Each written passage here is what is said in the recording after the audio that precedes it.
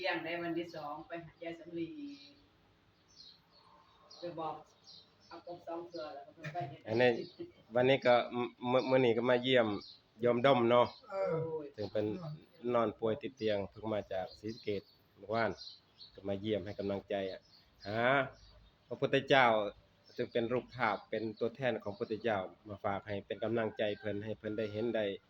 มีจิตเลื่อมใสได้กราบได้ไหว้ยกมือไหว้ซื่อๆก็ยังได้บุญได้กุศลก็เลยมาฝากก็ให้กันสวดแนะนำความหมายของการน้อมเอาพระพุทธเจ้าเป็นที่พึ่งเนาะแล้วก็สิคอยแนะนำไปเอาสักนี้ก่อนเนาะทีนี้ถือซีดไว้เด้ออธิบายรูปเกี่ยวกับรูปภาพนี่เป็นหลักเกี่ยวกับพระพุทธเจ้าเนาะเอาพระพุทธเจ้าเป็นที่พึ่งให้เราให้เฮาได้บุญได้กุศลจากได้เห็นก็เป็นบุญตาเด้คันเฮาได้ยกมือไหว้ก็ได้บุญทางมือทางกายกรรมคันเฮาได้สวดมนต์กล่าวคำนอบน้อมว่านะโมว่าอะระหังอิหยังก็แล้วแต่หรือสวดอิติปิโสได้อิหยังเนี่ยแล้วแต่เฮาได้ส่ำใดก็ได้บุญเท่าที่เฮาสวดได้นะบุญกุศลทางปากทางคำเว้าคำเกี่ยวกับนี่เกี่ยวกับใจเฮาก็ได้เห็นกันได้แล้วเห็นทางตาก็ใจมันก็น้อมถึงนี่ตัวแทนพุทธเจ้าเนาะพุทธเจ้าดีจังได๋พุทธเจ้านี่ดีกว่าพ่อแม่เฮาตั้งหลายเท่าแม่นบ่เชื่อบ่หรือว่าพ่อแม่เฮาดีที่สุดพุทธเจ้านี่เพิ่นบ่มีกิเลสเลยเด้บ่มีความโลภความโกรธความหลงแล้วก็บ่มีกับผู้ใดเลยนะทั้งมนุษย์สัตว์เทวดาพรหมเพิ่นเป็นคนดีกับทุกมันเลยส่วนพ่อแม่เฮาเนี่ยส่วนใหญ่ก็ดีกับเพิ่นที่คนที่ฮู้จักคนอีหยังแน่นะคนที่เพิ่นบ่มักก็มีคนที่สร้างเพิ่นก็สร้างตอบจังซี่เนาะแต่พระพุทธเจ้าแม้เทวทัตเอาจ้างคนเอาธนูไปยิงกิ่งหินใส่อีหยังหลายๆอย่างปล่อยสร้างไปกระทืบเพิ่นก็บ่ได้เครียดบ่ได้โกรธแต่ว่าหาโอกาสที่ให้เทวทัตที่สำนึกสำนั้นแหละแต่มันเป็นบาปเพิ่นตั้งจิตอธิษฐานไว้นะเทวทัตเพิ่นก็บ่ได้เครียดเด้บ่ได้เครียดบ่ได้โกรธกับเทวทัตแต่เพิ่นมีเมตตามีความเอื้อเฟื้อมีความปรารถนาดีนะนั่นเนาะเดี๋ยวหันกล้องอันนี้เกี่ยวกับคุณงามความดีของพระพุทธเจ้าเนาะหลายอย่างที่หลักๆคือบ่มีกิเลสเพิ่นบ่มีกิเลสเลยนะพ่อแม่เฮาบางทีก็บ่มีกิเลสเฉพาะกับเฮาเนาะเฮาจังใดจังหนึ่งเพิ่นก็บ่ยอมให้มีกิเลสบ่ให้โลภกับโลกบ่ให้โกรธกับโลกบ่ให้อิหยังบ่ดีกับโลกนะแต่บางทีคนอื่นเพิ่นก็มันก็ปล่อยตามธรรมชาติแล้วแต่สถานการณ์เนาะนี่พระพุทธเจ้าจึงดีกว่ามีคำสรรเสริญพ่อแม่ตอนวันแม่เนาะพ่อแม่เปรียบเอาสัตยายเขียนคุณของพ่อแม่มันเนาะเอาแผ่นฟ้ามาเป็นกระดาษเนาะเอาน้ำมึกมาเป็นเอาน้ำทะเลสมุทรนะมาใส่เป็นแท่งประกาศในเขาที่ใหญ่ที่สุดในโลกนะเขาหยังเขาสุเมรุหรือเขาหยังมันจารณัยเขียนคุณพ่อแม่บนท้องฟ้านะเขียนตัวใดก็บ่หมดโลกนะเฉพาะโลกคนที่ลูกที่ฮักแม่ฮักพ่อเท่านั้นที่เขียนได้มันเนาะไอ้คนที่บ่ฮักมันคิดบอกสักอย่างก็ได้มีเนาะอันนี้คนแต่ในพ่อแม่สำนี่นะแต่พุทธเจ้าหลายกันนั่นน่ะเอาพระอรหันต์พระพุทธเจ้านำกันมาสาธยายบ่แม่นอรหันต์หรือพุทธเจ้าองค์เดียวนะเอาพันพระองค์เนี่ยมาสาธยายคุณของพุทธเจ้าพระองค์เดียวนะสาธยายจนตลอดอายุไขของพุทธเจ้าก็สาธยายคุณมันหลายเลยอีหลีหลายอีหลีเพราะว่าเพิ่นเฮ็ดคุณงามความดีสร้างบารมีกว่าเสด็จพุทธเจ้าก็หลายในคุณความดีก็สิมีหลายกว่าหมู่ที่สุดในโลกตอนเพิ่นประสูติใหม่ๆก่อนที่มาตรัสรู้เป็นพุทธเจ้าเพิ่นยืนยันว่าพระองค์เนี่ยเป็นหนึ่งในโลกนะยกมือเดียวเลยเป็นหนึ่งเป็นศาสตราเอกโลกก็ได้หรือว่าชาตินี้เป็นชาติสุดท้ายเราเป็นคนประเสริฐที่สุดเป็นคนเลิศที่สุดเป็นผู้เจริญที่สุดทุกอย่างหมดเลยชาตินี้เป็นชาติสุดท้ายนี่นะเพิ่นยืนยันพระองค์เลยก่อนที่ตรัสรู้เพิ่นมีบารมีบ่งบอกให้คลอดออกมาก็ฮู้เรื่องเลย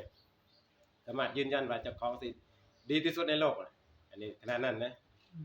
นี่เพิ่นฮู้เจ้าของก่อนที่เป็นพุทธเจ้าเลยฮู้เลย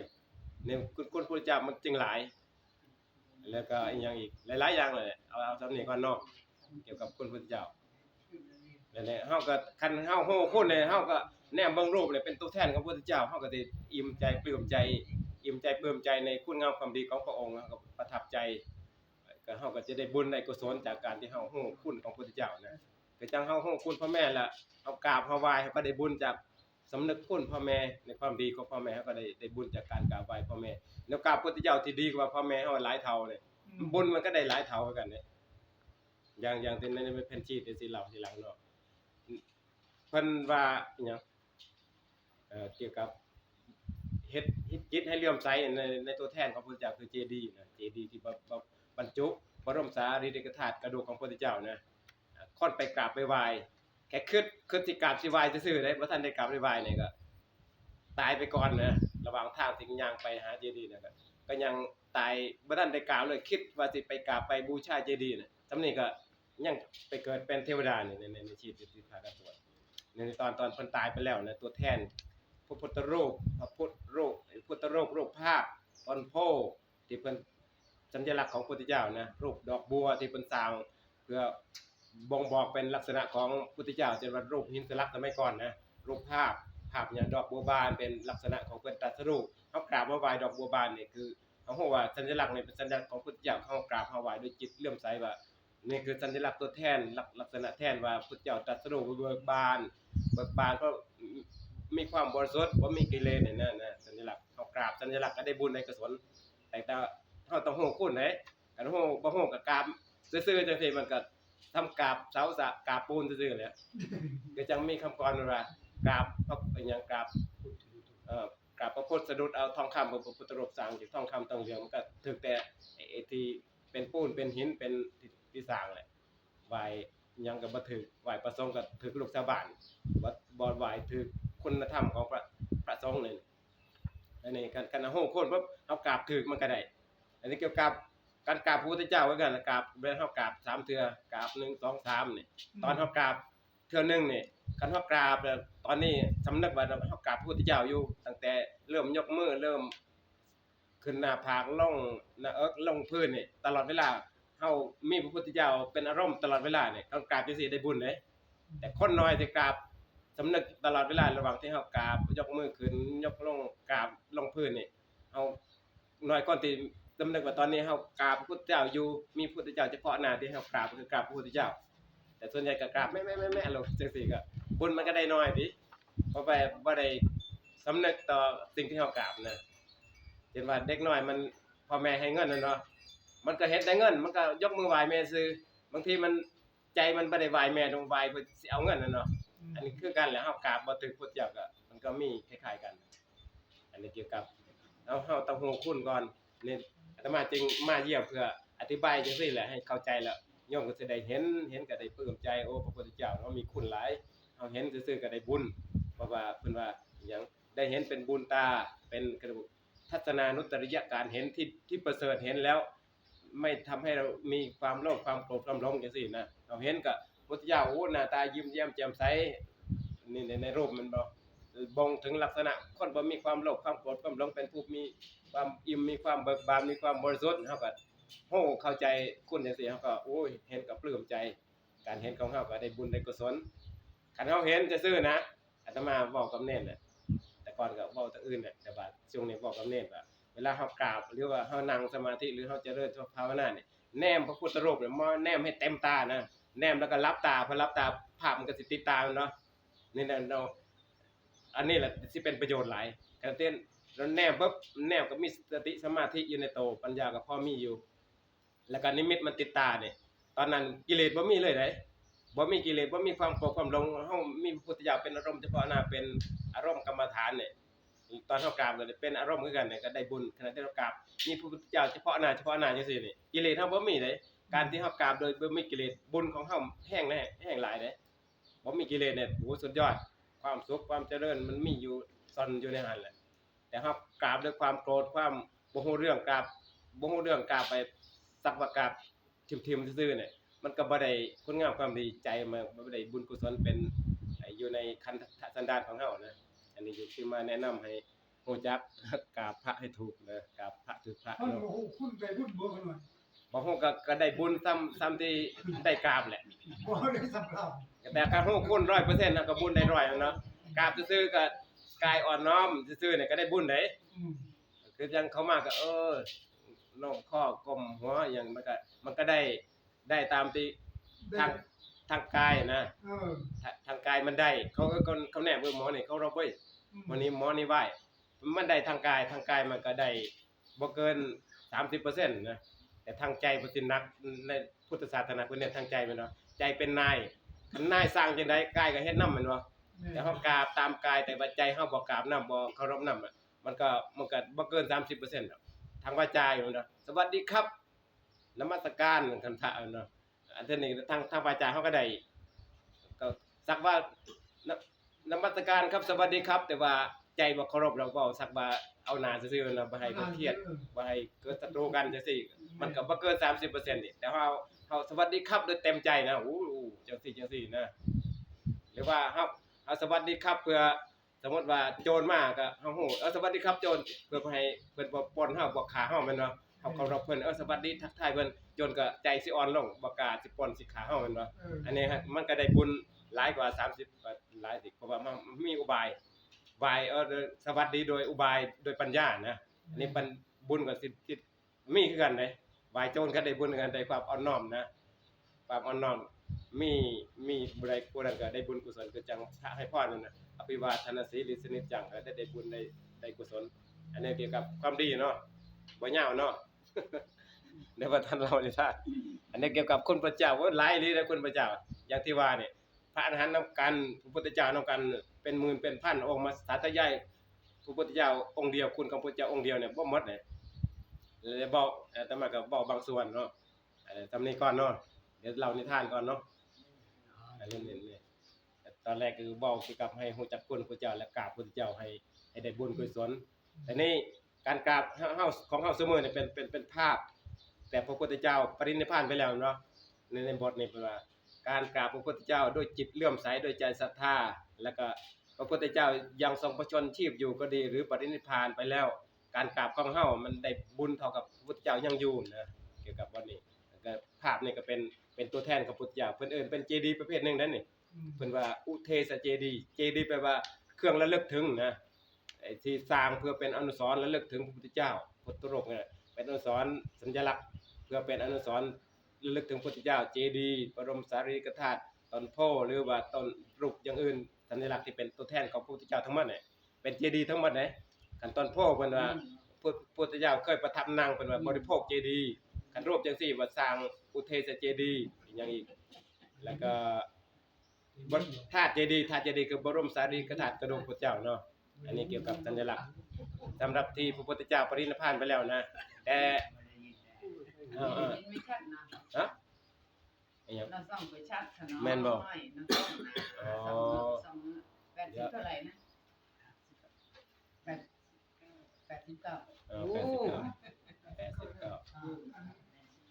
ไม่ต้นนะ เอาตามใดเนาะ จำได้นะคะมา ใส่ เห็น สิง ว่า เบ้าใส่กรอกใส่หูก็บ่คือ เอาตำนี้ก่อนเดี๋ยวให้วาดไปเว้าให้ฟังเนาะอยู่ใกล้ๆกันต้องเอาลูกสอน ไม่ได้ยินเนี่ยก็นี่แล้วแหละจบ ว่าเพิ่นเห็นพระเพิ่นดีใจแล้ อั วน นี้ที่เล่านิทานประมาณ2เรื่องเนาะเกี่ยวกับรูปภาพที่พระพุทธเจ้าเพิ่นปรินิพพานไปแล้วกับองค์แทนตัวแทนของพระพุทธเจ้าสัญลักษณ์ของพระพุทธเจ้าแล้วก็ตอนพระพุทธเจ้ามีชีวิตอยู่ก็คนได้เห็นซื่อๆก็ได้บุญเด้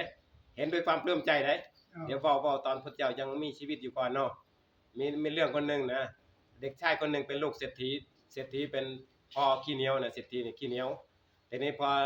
ลูกใหญ่เริ่มใหญ่แล้วก็ลูกก็บ่เคยเฮ็ดบุญเฮ็ดทานเพราะพ่อแม่บ่เคยเฮ็ดบุญเฮ็ดทานเนาะอยู่ในบ้านบ่เคยออกไปไสคือกันแล้วบ่มีหมู่มีพวกแบบว่าไปคบกับลูกสิไปกินอิหยังเปลืองหลายเพิ่นก็บ่ได้คบกันหลายอันนี้ลูกก็ป่วยอยู่ในบ้านน่ะป่วยสุดท้ายก็ป่วยใกล้สิตายล่ะคางเหลืองแหละแต่คางเหลืองพอก็มาให้นอนอยู่ระเบียงข้างนอกยามคนมาเยี่ยมลูกแล้วก็มาเห็นทรัพย์สมบัติภายในเนาะเลยนอนข้างนอกระเบียงจังซี่นะนอกบ้านอยู่ชานเรือนข้างๆเรือนนี่ก็มันก็ใกล้ทางแต่นี่บารมีของเด็กน้อยนี่สมัยก่อนเพิ่นก็เฮ็ดบุญจังได๋บ่เพิ่นบ่ได้เล่าแต่ว่าตั้งแต่น้อยจนถึงตอนเพิ่นป่วยสุดท้ายตอนสิตายนี่ก็อายุ16ปีเนาะตั้งแต่น้อยขึ้นมาเนี่ยตอนป่วยเนี่ยบาปกรรมมันส่งผลเลยเพิ่นก็ป่วยไข้เอาแท ทบสิตายเลยนะมันนี่ดาบกรรมมาส่งผลนะเปิดกรรมเบียดเบียนนะทีนี้พออายุ16ปีใกล้สิตายนี่กรรมดีมาส่งแหละมาส่งผลว่าส่งผลไปดลบันดาลให้พระพุทธเจ้าได้เห็นว่ามัตตกุณฑลีนี่สิได้บุญได้กุศลจากพระพุทธเจ้าพระเจ้าเพิ่นก็ฮู้ด้วยญาณนะเพิ่นก็มาโปรดพระพุทธเจ้าตอนเช้านี่เพิ่นสิไอ้เป่งอิหยังยะบ่เป่งชาญคายจับอิหยังบ่แม่นเป็นขายพยานเบิ่งว่าสัตว์โลกมื้อนี้มีไผแน่ที่ได้บุญได้กุศลจากพระเจ้าสิไปโปรดไผแน่เพิ่นก็มาติดขายมัตตกุลชื่อเด็กน้อยนี่ชื่อมัตตกุณฑลีเนาะเดี๋ยวรายละเอียดค่อยว่ากันเอาคร่าวๆกันเนาะพอใกล้จะตายเนี่ยก็ขายบารมีของมัตตกุณฑลีเนี่ยก็ไปให้พระพุทธเจ้าได้เห็นพระพุทธเจ้ามัตตกุณฑลีป่วยใกล้สิตายได้เฮาไปได้พระพุทธเจ้าถ้าได้เพิ่นน่ะเพิ่นก็สิได้เห็นพระพุทธเจ้าก็ได้เกิดปิติเกิดความอิ่มใจเลื่อมใสในพระพุทธเจ้าก็สิตายไปก็สิได้บุญไปเกิดเป็นเทวดาประมาณนี้นะพอ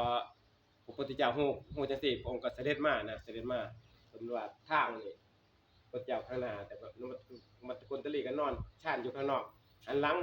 หันหน้าเข้าฝาเรือนเจ้าของไหนบ่ได้หันหลังไปทางถนนหันหน้าไปทางถนนนะพุทธเจ้าก็เสด็จมากับพระสิไปบิณฑบาตแต่บ่ได้มาบิณฑบาตบ้านนี้แหละแค่ม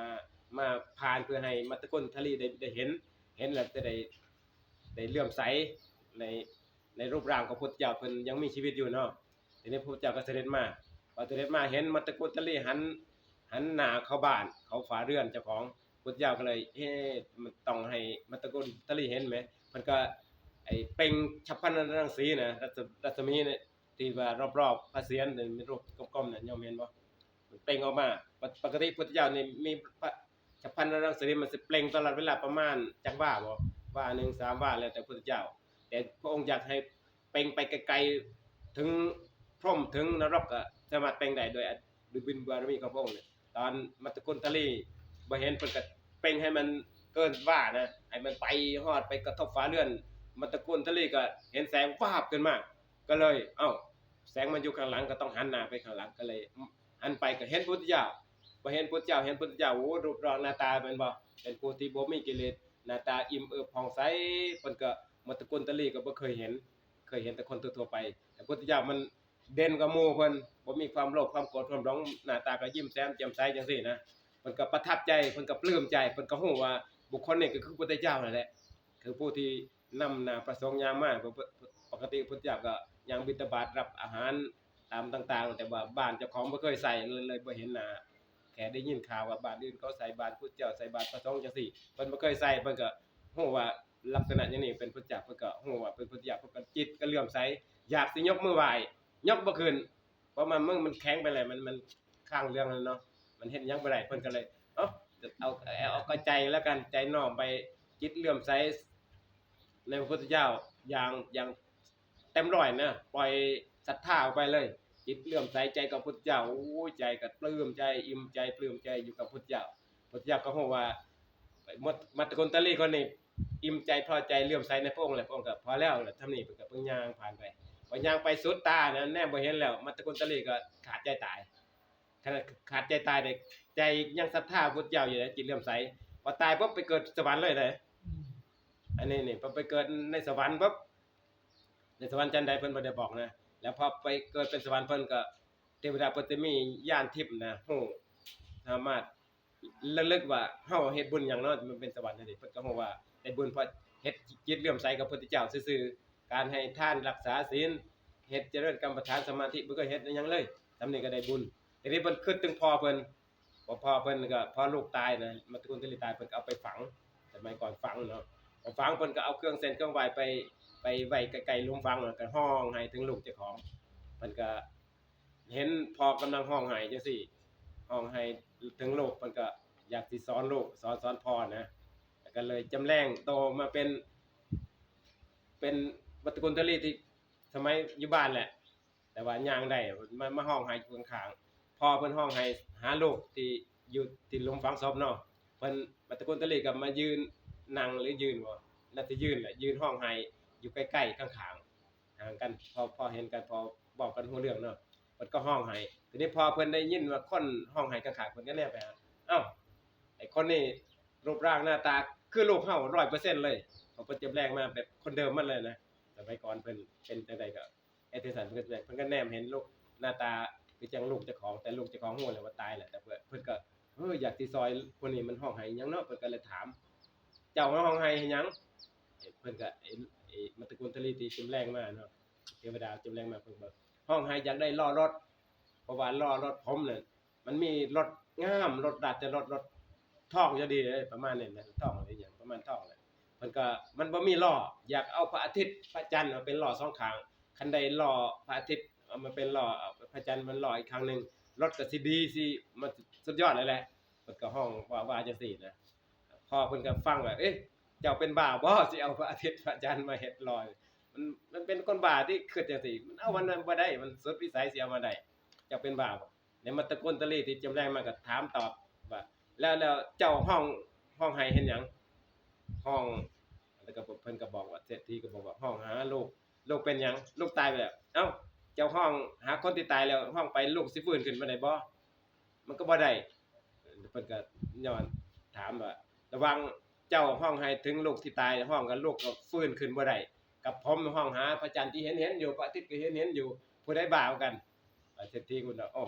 พอแล้วไอ้เศรษฐีลำบากว่าพระเจ้ายังเห็นแต่โลกเนี่ยห้องจังได๋ก็บ่ฟื้นเนาะประมาณนี้เข้าใจบ่เข้าใจบ่ แม่นแล้ว แม่นเนาะเข้าใจคนหนึงก็ได้คนเข้าใจผู้หนึงก็ยังดีแล้วผู้อื่นก็บ่ว่าก็เป็นหยังบ่ต้องตอบก็ได้เอาตามนี้เนาะนะทีนี้เอาถามได้ อันตัวนี้มันเรื่องจริงจริงเหรอ เรื่องจริงเลย บ่ มีอยู่ในพระไตรปิฎกไอ้คัมภีร์ธรรมบทนะ แม่น พระเฮียนบาลีก็เฮียนบทนี้เป็นคัมภีร์ธรรมบทเป็น ภาค2อาตมาดูพวก นาสกุตตกะนิกายสุตตันตปิฎกอีหยังน่ะมีอยู่อันนั้นแล้วก็ทีนี้ยังบ่ทันจบเรื่องนี้ทีนี้ก็พอเพิ่นก็สอนพออันเพิ่นแล้วก็พอเศรษฐีก็ถามเทวดาที่จำแรงเป็นลูกเจ้าของเจ้าเป็นไผมัตตกุลตะลีก็บอกผมเป็นเทวดาจังได๋ก็เพิ่นก็บอกว่าเทวดานี่แต่ก่อนผมเป็นลูกของเจ้ามัตตกุลตะลีเนี่ยอ้าวมัตตกุลตะลีตายเป็นเทวดาเป็นเจ้านะเพิ่นว่าแม่นแล้วเอ้าเจ้าบ่เคยเฮ็ดบุญจังใดจังหนึ่งบ่เคยเฮ็ดเลยทานตักบาตรก็บ่เคยเฮ็ดศีลก็บ่เคยไปวัดก็บ่เคยไปเจ้ามีบุญหยังที่เป็นหยังที่ไปเป็นเทวดาได้มัตตกุลตะลีก็บอกว่าแม่นผมบ่เคยให้ทานบ่เคยตักบาตรบ่เคยรักษาศีลบ่เคยไปวัดอีหลีก็จริงแต่ตอนใกล้ตายเนี่ยพระพุทธเจ้ามาซอยให้ผมได้เห็นพระพุทธเจ้าผมก็จิตเลื่อมใสศรัทธาพระพุทธเจ้าสิไหว้ก็ยังบ่ไหว้บ่ได้แค่จิตเลื่อมใสพระพุทธเจ้าเท่านั้นแหละพระพุทธเจ้ามาโปรดทำนี่พระพุทธเจ้าเสด็จไปผมก็ตายไปเป็นเทวดาปุ๊บนี่ก็มานี่เลยเด้ไปเกิดเป็นเทวดาทันทีเลยคนห้าบ่ตายแล้วล่องลอยว่าสิเกิดเป็นสัมภเวสีบ่มีเลยตายปุ๊บไปเกิดทันทีก็ทันเทวดาสิฮู้ก็ฮู้ทันทีแต่คนที่ตายไปตกนรกเนี่ยโอ้ยมันบ่ฮู้เรื่องแล้วมันไปไกลเลยแหละแต่เทวดามันกลับมาบ้านได้ทันทีภายใน1นาทีเลยนะตายปุ๊บเกิดเป็นเทวดาทันทีเลยเกิดเป็นคนก็อยู่ในท้องแม่โดนแต่เทวดามันเป็นตัวหยังเว้าพูดเว้าได้หมดเลยเป็นปกติเลยคันไปเกิดเป็นหมาเป็นสัตว์ก็เติบโตทีละน้อยกว่าสิหยังไงเกิดเป็นนรกก็เป็นนรกทันทีแหละเกิดนรกเนี่ยบ่มีโอกาสมา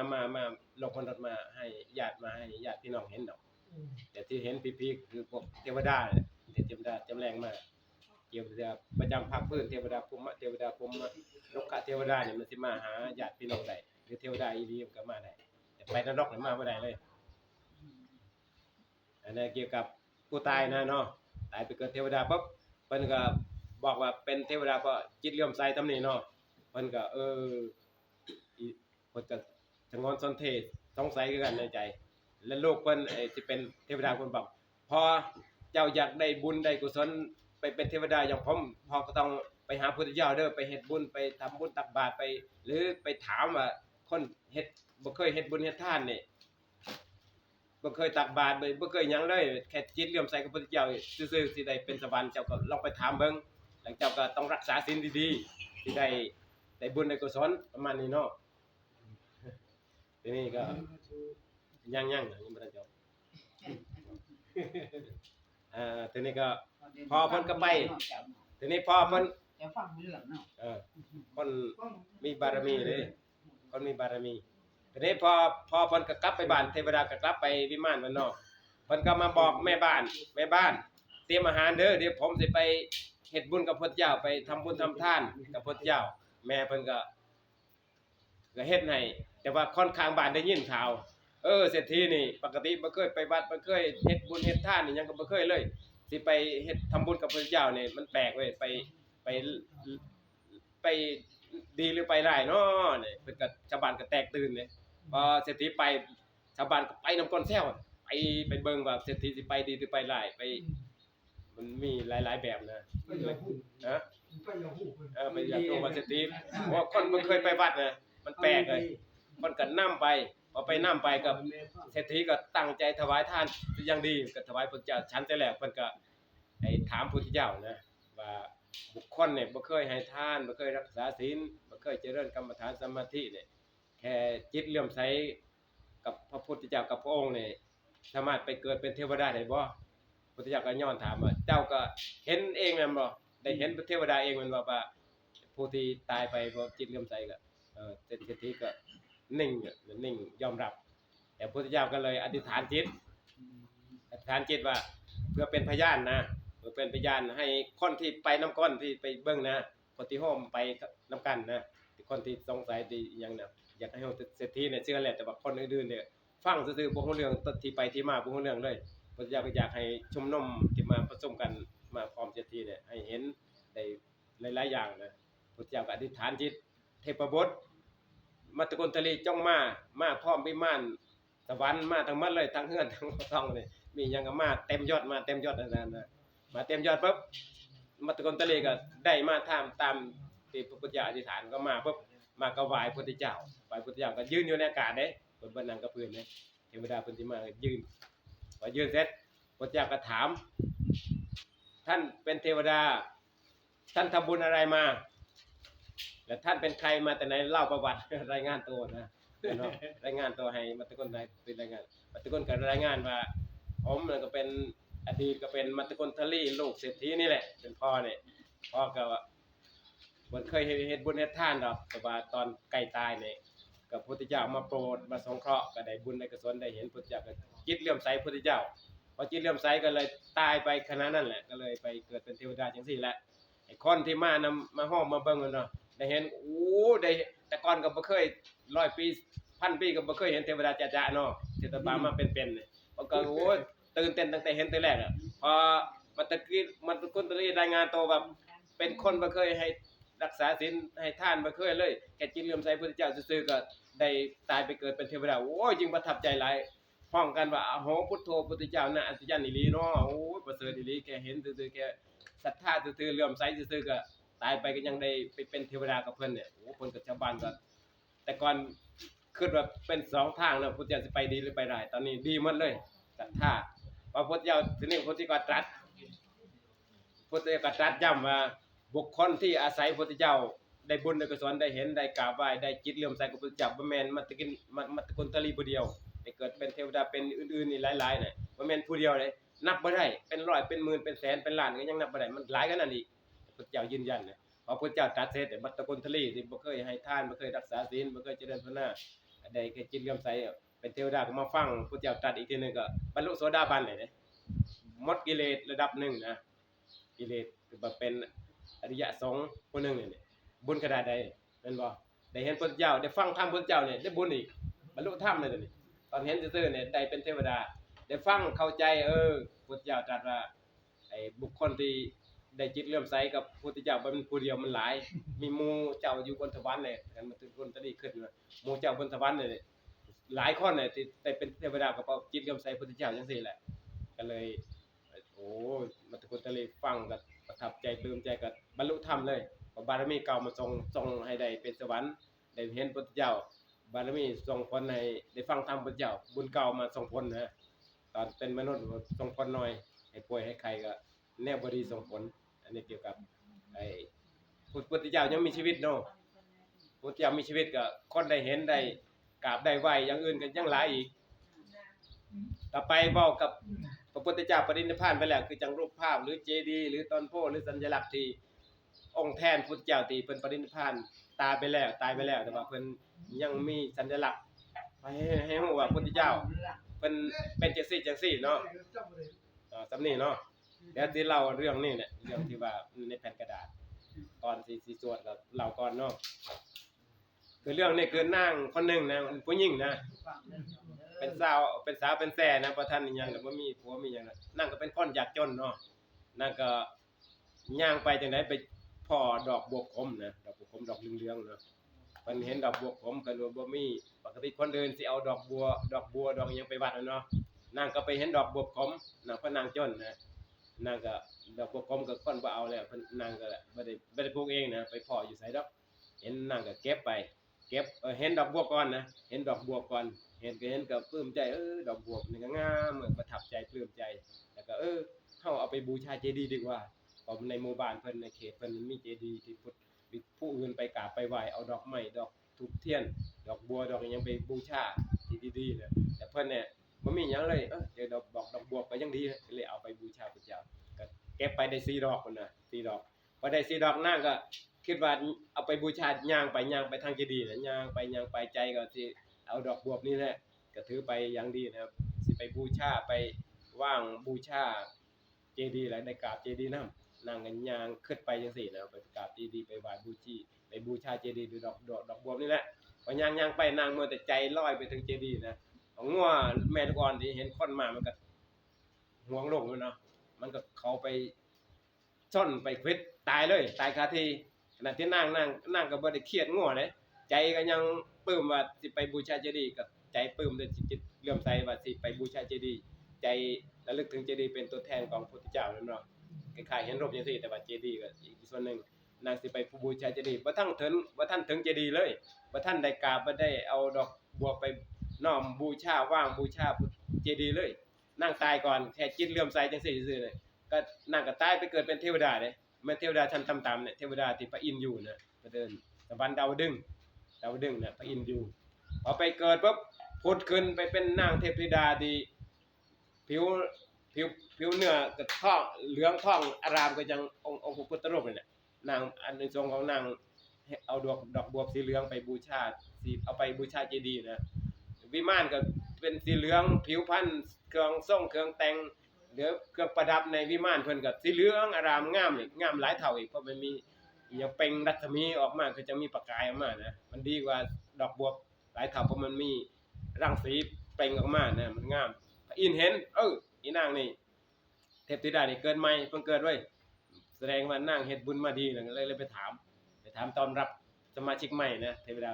มันไปถามเจ้านางเทพธิดาผู้มาเกิดใหม่เนี่ยเจ้ามาเกิดในที่นี้เจ้ามีไปสร้างบุญอีหยังมาเนาะบอกแน่เด้อพระอินทร์ก็ไปถามนางก็บ่หารสิตอบปานใดเพราะว่านางเฮ็ดนิดเดียวเองดอกบุบขมแล้วพระอินทร์ขยันขยอประมาณนี้เนาะนางก็เลยบอกว่าอีฉันบ่ได้เฮ็ดบุญหยังหลายดอกแค่เก็บดอกบวบขมสิไปบูชาเจดีย์ดอกบวบขมนั่นก็เป็นดอกบวบขมที่ผู้อื่นบ่เอาแล้วเพิ่นบ่เอาแล้วพุ่นน่ะบุคคลอื่นผู้อื่นบ่ปรารถนาแล้วนะดอกบวบนี่ผู้อื่นเอาดอกอื่นดอกบัวดอกอีหยังดีๆไปบูชาแต่เพิ่นบ่มีหยังดอกบวบก็เพิ่นบ่ปรารถนาเลยนางเอาดอกบวบขมเนี่ยสิไปบูชาเจดีย์สิไปนะบ่ทันไปแต่ว่าไปกำลังไปอยู่ไประหว่างทางน่ะนางก็คิดว่าสิไปเอาดอกบวบ4ดอกเนี่ยไปบูชาเจดีย์ย่างขึ้นไปจังซี่ก็ย่างระหว่างทางก็ถูกงัวแม่ลูกอ่อนพิษตายก็เลยใจยังเลื่อมใสว่าสิไปบูชาเจดีย์อยู่ความเลื่อมใสในเจดีย์บ่ทันจางใจบ่ได้จางก็เลยตายไปขณะที่ใจเลื่อมใสอยู่ก็มาเกิดหม้องนี้แหละเป็นในชั้นดาวดึงส์ของพระอินทร์เจ้านี่แหละก็เลยบอกส่ำนี้ทีนี้พระอินทร์ก็เพิ่นก็อยู่กับคนขับราชรถซื้อมาตาลีน่ะเพิ่นก็เลยอุทานมันน่าอัศจรรย์จริงพุทธเจ้าพุทโธพุทธเจ้าน่าอัศจรรย์จริงนางเทพธิดาคนใหม่นี่แค่น้อมจิตสิเอาดอกบัวไปบูชาซื่อๆบ่ทันบูชาก็ยังได้บุญได้กุศลตายมาเป็นเทวดาชั้นดาวดึงส์อยู่กับเฮาเนาะเพิ่นบอกกับมาตาลีแล้วก็มาเว้าต่ออีกยาวในคาถาเดี๋ยวสิมาสวดกับส่วนหนึงเด้ว่าบุคคลที่บูชาพุทธเจ้าแม้พุทธเจ้าปรินิพพานไปแล้วก็ดียังมีชีวิตอยู่บุคคลที่มีจิตเลื่อมใสสิไปบูชาหรือไปจังใดจังหนึ่งไปมีจิตเลื่อมใสกับพระเจ้านะ บุคคลนั้นก็สิได้บุญเสมอกันทั้งพวกยังมีชีวิตอยู่หรือจังมัดกลตลีก็ได้บุญคือกันนางบูชาเจดีย์ซึ่งเป็นตัวแทนของพุทธเจ้าก็จะได้บุญมาเกิดสวรรค์คือกันนี่อันที่สองของการเฮ็ดบุญเนาะอันนี้เกี่ยวกับบุญของผู้ที่เฮ็ดบุญผู้ที่เฮ็ดบุญหรือการให้จิตเราเลื่อมใสกับพุทธเจ้านะรูปภาพพุทธเจ้าตัวแทนของพุทธเจ้าเพิ่นมีชีวิตหรือบ่มีชีวิตอยู่เฮาเฮ็ดใจให้เลื่อมใสศรัทธายอมรับนับถือความดีของพุทธเจ้าจิตเลื่อมใสประทับใจในพุทธเจ้านี่ก็ได้บุญได้กุศลถ้าเฮาตายไปจิตเลื่อมใสยังมีอยู่เฮามีโอกาสไปเกิดบนสวรรค์ได้ประมาณนี้เนาะ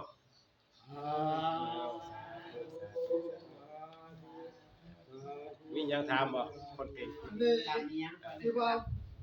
ที่ไหนเห็นว่าไปส้นจังได๋บ่บาปบ่นั้นจังบ่ไปส้นคนตายอันส้นนั่นน่ะ ไอ้ไผบาปงัวเลยบาป บ่อันคนนั่นแหละบ่แม่นบาป บาป บ่ ไอ้ ส้นตาย มันไอ้กรรมเก่ากรรมที่มันมาเบียดเบียนน่ะ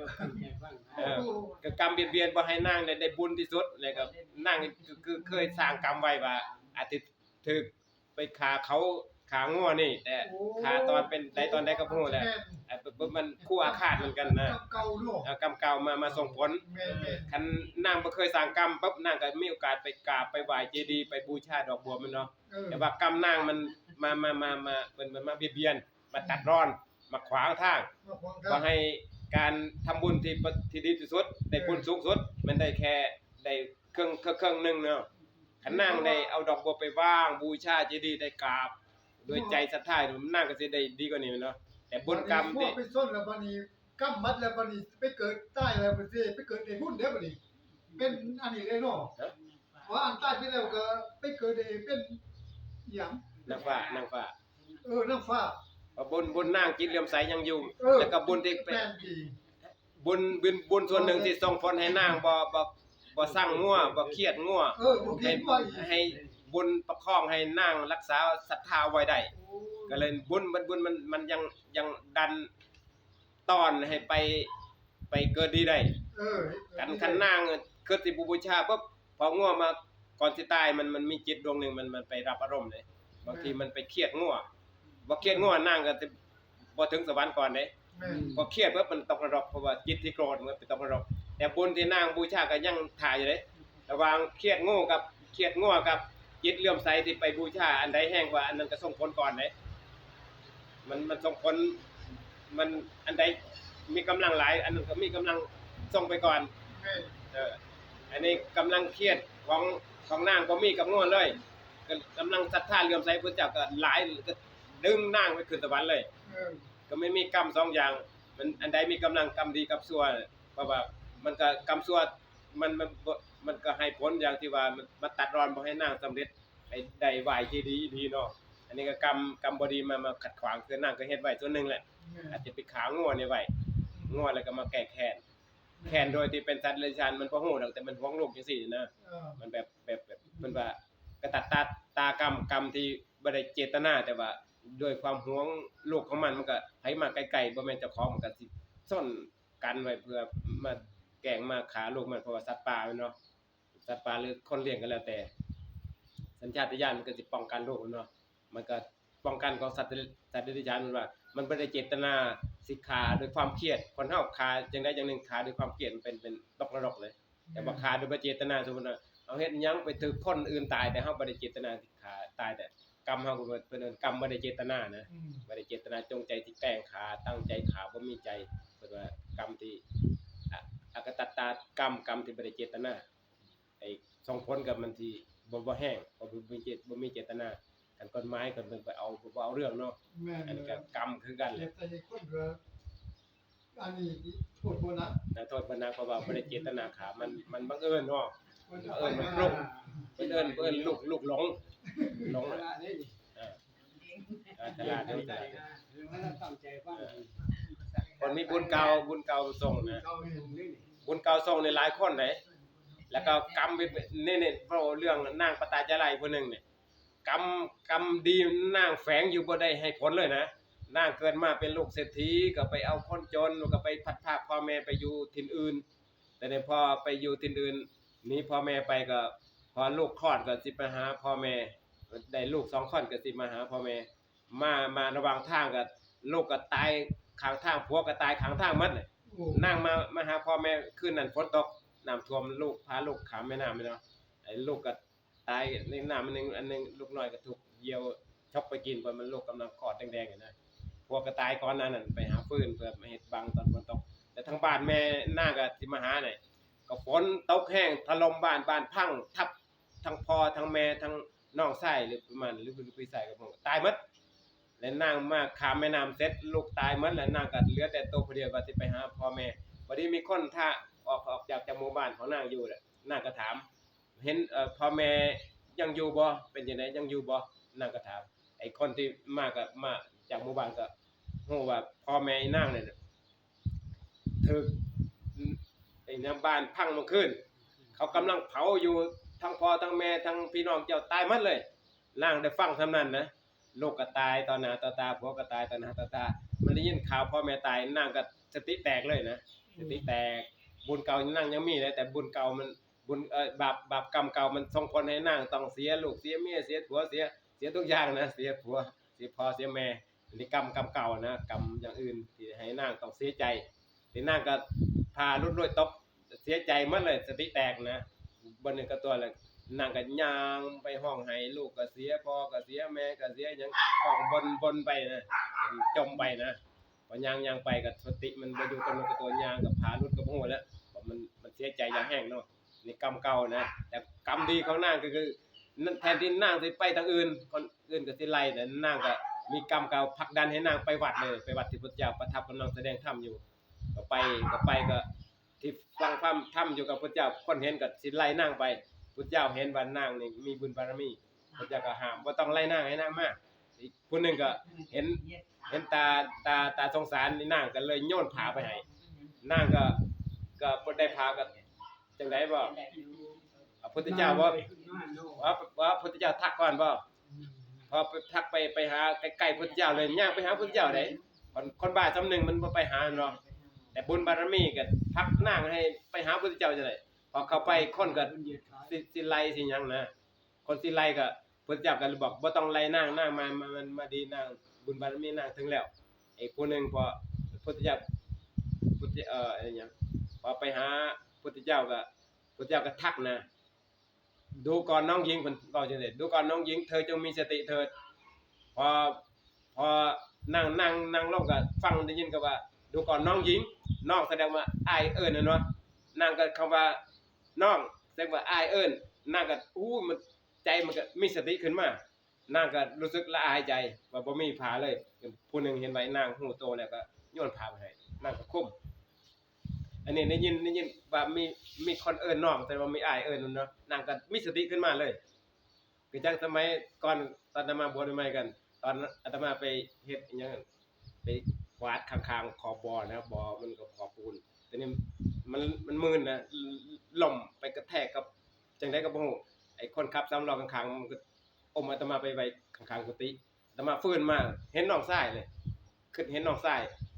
พอเห็นน้องชายปุ๊บมันฟื้นขึ้นมาเลยนี่คิดเห็นพี่น้องมันก็ซอยเฮามีสติได้เนี่ยอาตมาเคยมีประสบการณ์ว่าเฮาสติเทื่อแรกเนี่ยมันมีสติเพราะว่าเฮาคิดถึงพี่น้องอันนี้นางนี่กันพุทธเจ้าทักว่าดูก่อนน้องหญิงเธอจงมีสติเถิดเขาว่าน้องปุ๊บนางก็อึกสตุแสดงว่ายังมีพี่อยู่ยังมีอ้ายอยู่นางก็มีสติก็ละอายก็แนมเบิ่งเจ้าของอ้าวบ่มีหยังเลยพอฮู้โตว่าละอายปุ๊บคนนี้ก็ไอ้คนที่อยู่ข้างๆก็เลยโยนผ้าแสดงว่านางมีสติแล้วเดี๋ยวพุทธเจ้าก็ตรัสให้ฟังนางก็มีสติก็เลยยังขอไปบวชเนาะพอบวชแล้วก็สุดท้ายก็บรรลุธรรมเด้บรรลุธรรมสุดท้ายบรรลุเป็นพระอรหันต์นำเด้นี่กรรมเก่ามาส่งผลจนนางเป็นบ้านี่ขนาดใดแต่กรรมดีมันยังซอยได้อยู่เพราะว่ากรรมดีมันก็มีกำลังแต่กำลังมันอ่อนนะพอกรรมชั่วมันหมดแล้วนะมันส่งผลมันหมดกำลังมันไล่จนหมดแห้งแล้วมันก็ไล่บ่ได้นี่ไอ้กรรมดีก็มาซอยจนนางได้ไปใกล้พระพุทธเจ้าได้ฟังธรรมได้บวชได้ปฏิบัติธรรมบรรลุธรรมนั่น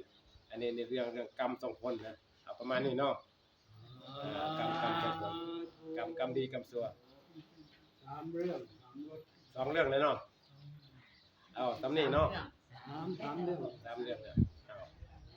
แล้วก็เลยเอาพระพุทธรูปเนี่ยเป็นตัวแทนเหมือนคือจังนางบวบพรหมนะเดี๋ยวเอาดอกบวบพรหมไปบูชาเจดีย์ รูปภาพก็เป็นอุเทศสดีสร้างขึ้นเพื่อเป็นสัญลักษณ์ของพระเจ้าให้เฮาได้เห็นได้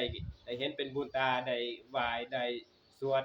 กล่าวคำนะโมคำอิหยังก็แล้วแต่ที่ก็เกี่ยวกับคุณของพระธรรมของพระพุทธเจ้าเฮาก็จะได้บุญหรือเฮายกมือไหว้ก็ได้บุญ หมายว่าเอาพระพุทธเจ้ามาสิเฮาก็ลึกๆเพิ่นก็สิได้บุญเด้นี่ ระลึกถึงนี่ ต้อง นี่ ยาก คันเจ้าแนมจนชัดเจนเลยนี่คันเจ้าแนมจนภาพติดตาโยมไปนอนอยู่ไสไปอยู่ตรงไหนก็คิดได้ลูกติดตาจนมันติดตาไปโยมก็สิได้บุญตอนนึกได้เด้ อย่าว่าเลยของศักดิ์สิทธิ์นี่แน่นอนเด้ เอากันพอดีอาตมาสิมาฝากบ่ แม่นดี เพื่อให้โยมดมเพิ่นได้เป็นเครื่องลึกแล้วก็คนในครอบครัวได้เห็นกันทุกคนน่ะซอยกันได้บุญน่ะครอบครัวโยมก็สิเป็นครอบครัวของเทวดาได้หน่อยสวรรค์ได้หน่อย ก็รับรู้ เทวดาก็รับรู้นี่ก็เอาของดีมาฝากของพอดีมาฝากเลย บ่เคยได้เขาวัดเขาว่ายังบ่ปานนี้จัง ได้ ได้ พูด สำ แบ เร็ บ จ ประ เล เด็ ย นเลยเห็นอาจารย์เป็นบอก เอาของดีที่สุดมาฝากเลยของพอดีบ่มาดอกอย่างอื่นอาตมาบ่มาดอกนี่พระพุทธเจ้ามาเลยเนี่ยให้ได้ที่พึ่งทางใจได้เห็นได้บุญทางการเห็นได้ยกมือไหว้ก็ได้บุญทางกายได้ กล่าวคำนะโมคำน้อมหรือว่าอรหังสัมมาบูชาพระพุทธพระธรรมพระสงฆ์นี่ได้บุญอันนี้เกี่ยวกับพุทธเจ้าอย่างเดียวนะพระธรรมอีกต่างหากพระสงฆ์อีกต่างหากเดี๋ยวก็ค่อยมีโอกาสค่อยว่ากันเอาสำนี้เนาะเดี๋ยวสวดทีนี้สวดได้บ่สวดให้เพิ่นได้ยินนำ คนได้ยินคนได้เดี๋ยวไปได้เนาะใส่ขาเป็นสีเทียม อ่านเป้าครอไปนำเด้อเอาว่าเดี๋ยวอาตมานำหน่อยว่านะโม3จบก่อนเนาะนะโมตัสสะภะคะวะโตอะระหะโตสัมมาสัมพุทธัสสะนะโมตัสสะภะคะวะโตอะระหะโตสัมมาสัมพุทธัสสะนะโมตัสสะภะคะวะโตอะระหะโตสัมมาสัมพุทธัสสะติทันเตนิพุทเทวาปิเมื่อพระตถาคตคือพระพุทธเจ้า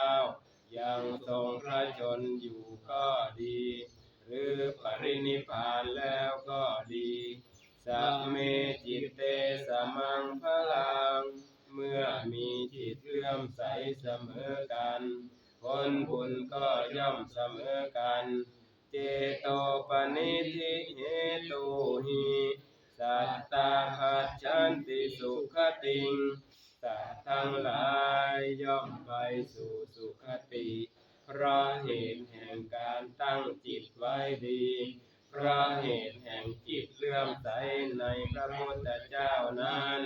พาหุนนังวัตตะอัฏฐายาอุปัชชันติตถาคตา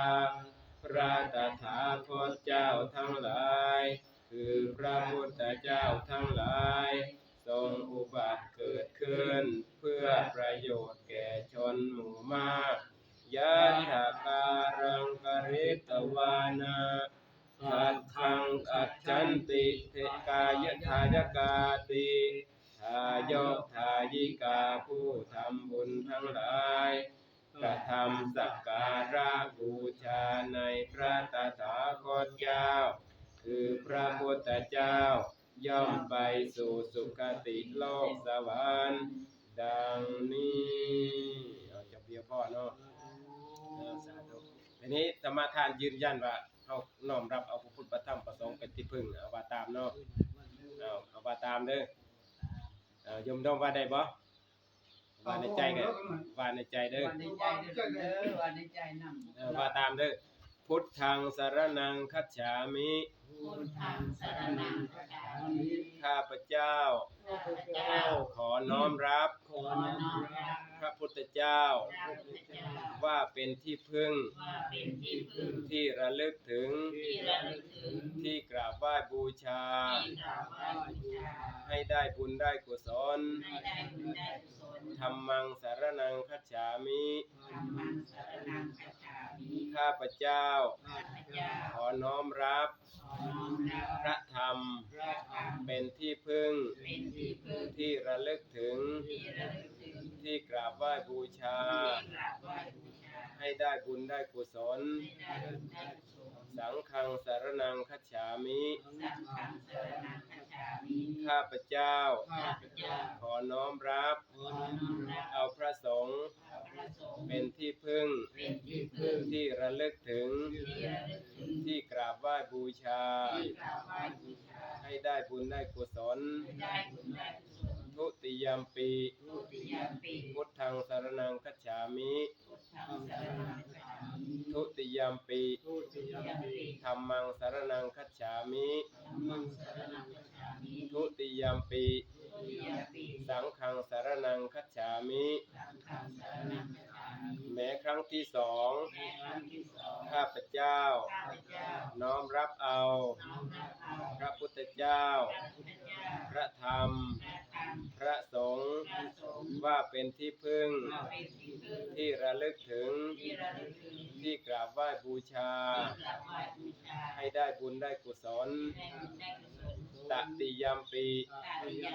พุทธังสรณังคัจฉามิธัมมังสรณังคัจฉามิ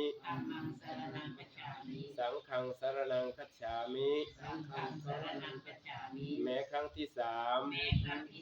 ข้าพเจ้าขอน้อมรับเอาพระพุทธเจ้าพระธรรมพระสงฆ์ว่าเป็นที่พึ่งที่ระลึกถึงที่กราบไหว้บูชาให้ได้บุญได้กุศลตั้งแต่บัดนี้เป็นต้นไปพุทโธเมนาโถพระพุทธเจ้าเป็นที่พึ่งของข้าพเจ้าธัมโมเมนาโถพระธรรมเป็นที่พึ่งของข้าพเจ้า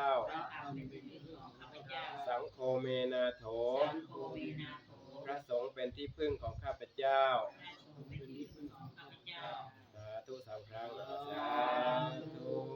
สาธุสาธุขอให้สมปรารถนาให้ดูในวันให้คืนเด้อลมเด้ออันนี้ก็เดี๋ยวมอบให้เพิ่นเนาะเดี๋ยวมอบให้เพิ่นจับเดี๋ยวซอยไปก่อนมาอีกองค์นึง